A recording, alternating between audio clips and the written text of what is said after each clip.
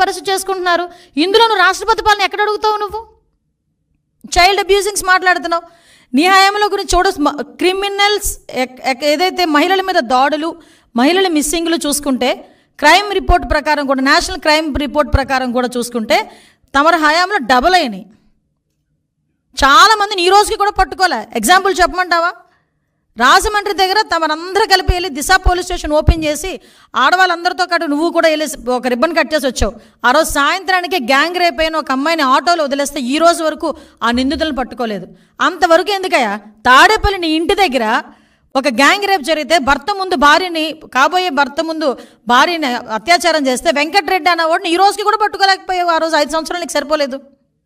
ఈరోజు ఎక్కడైనా జరిగిన ఏ ఇన్సిడెంట్లోనైనా చైల్డ్ అబ్యూజింగ్స్లో ఇమ్మీడియట్గా మేము అరెస్ట్ చేసి పోక్సో యాక్ట్ కింద వాళ్ళని లోపల పెట్టి రిమాండ్కి పంపించి ఇమ్మీడియట్గా స్పెషల్ కోర్టులు కూడా ఏర్పాటు చేసి వాళ్ళకి అతి తొందరగా శిక్ష పడేటట్టు కూడా చంద్రబాబు నాయుడు గారు ఆదేశాలు జారీ చేశారు.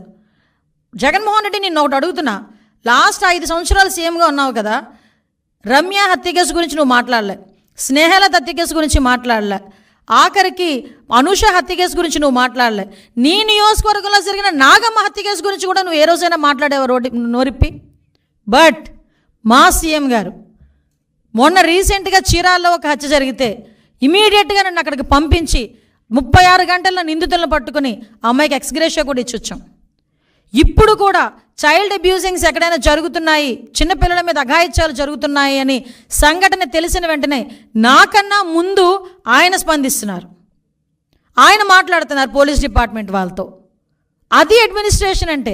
అసలు ఏ రోజు కూడా ఈవెన్ గాంజా మీద కానీ, చిన్నపిల్లల మీద హత్యలు రేపుల మీద కానీ ఏ రోజైనా హోమ్ డిపార్ట్మెంట్ని కూర్చోబెట్టి ఒక రివ్యూ అయినా చేసావా?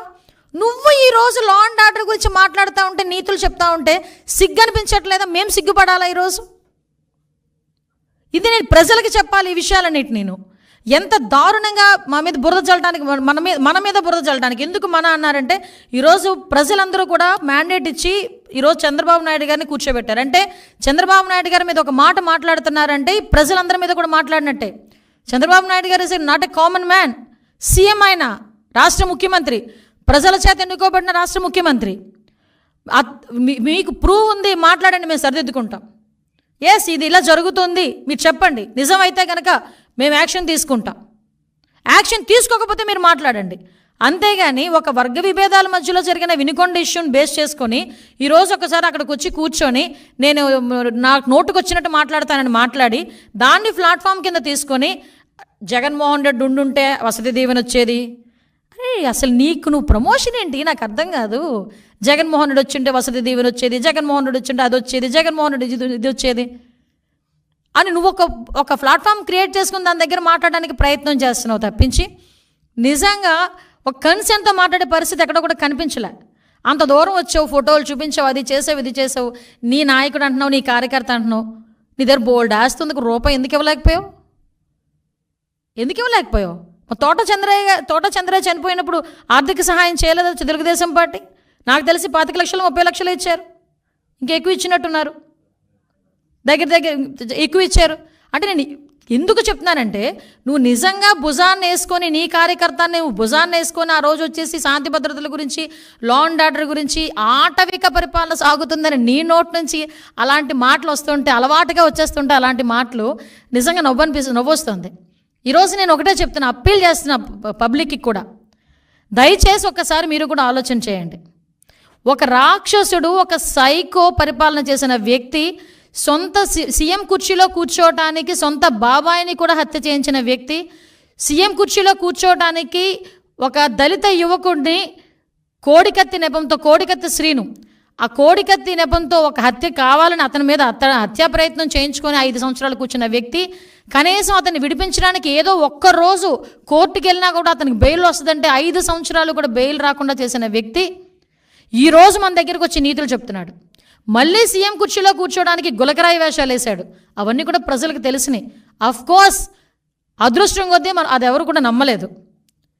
ఒక సొంత బాబాయిని హత్య చేసినప్పుడు, హత్య చేయించిన వ్యక్తిని అవినాష్ రెడ్డిని ఈ తప్పు చేసుండకపోవచ్చు, నాకు తెలిసి చేసుండకపోవచ్చు అని ఒక వ్యక్తిని అనుమానాస్పదంలో ఉన్న ఒక వ్యక్తి గురించి ఒక సీఎం పొజిషన్లోని ఒక స్టేట్మెంట్ ఇవ్వగలిగాడంటే అతని తాలూకా సైకో నేచర్ ఒకసారి ఆలోచించండి.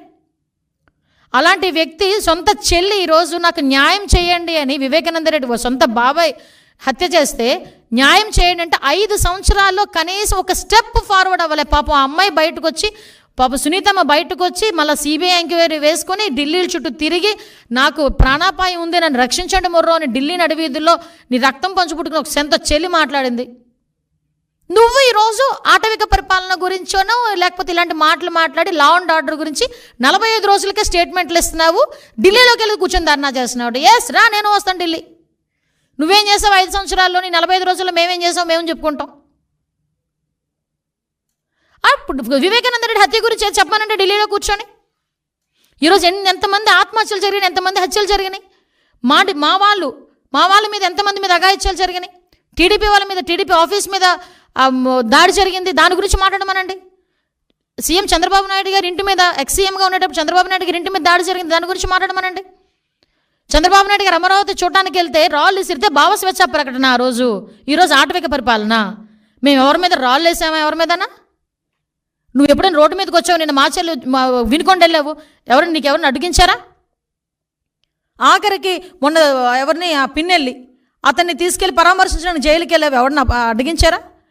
ఇంతకు ముందు ఒకసారి గుర్తు చేసుకో యా బాబు, పులివెందుల ఎమ్మెల్యే, ఇంతకుముందు ఒకసారి గుర్తు తెచ్చుకో ఒకసారి.